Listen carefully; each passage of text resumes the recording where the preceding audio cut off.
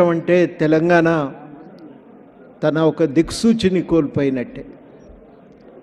తెలంగాణ సమాజము 1970ల నుంచి చేస్తూ వచ్చిన పోరాటాలకి ఆయన ప్రతీక.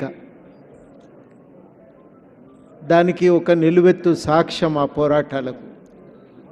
వాటికి ఒక చైతన్యం నింపి మార్గనిర్దేశన చేసినటువంటి వ్యక్తి.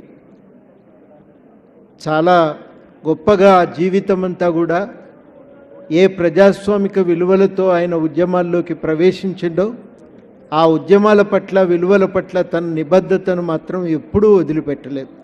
నిరంతరం అదే విలువల కోసం బతికిండు, అదే విలువలను ముందుకు తీసుకువెళ్ళటానికి తాపత్రయపడ్డాడు.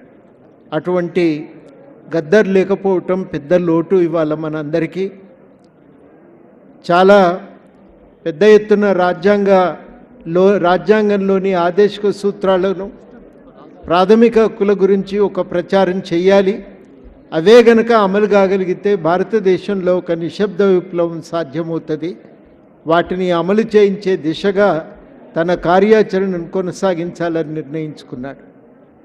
అట్లా ఒక ఒరవడిని, ప్రజాస్వామిక మార్పు కోసం తన ఒరవడిని మాత్రం ఆపకుండా దాన్ని కొనసాగించే లక్ష్యంతో ఆయన నిలబడి ఉన్న సమయంలో ఆయన పోవటం మనందరికీ కూడా పెద్ద లోటు. ఆయన లేకపోయినా ఆయన మాటలు ఉన్నాయి, పాటలు ఉన్నాయి. వాటి స్ఫూర్తితో మనం ముందుకు కొనసాగవలసిన బాధ్యత మనందరి మీద ఉంది. ఆయన ఏ విలువల కోసం నిలబడ్డాడో ఆ విలువలను ఆచరణలో పెట్టడమే మనందరి కర్తవ్యం. ఆ బాధ్యతను నెరవేర్చే లక్ష్యంగా అందరం కలిసి ఆయన కర్తవ్యాల్ని సాధించే దిశలో ముందుకు సాగాలని కోరుతూ సెలవు.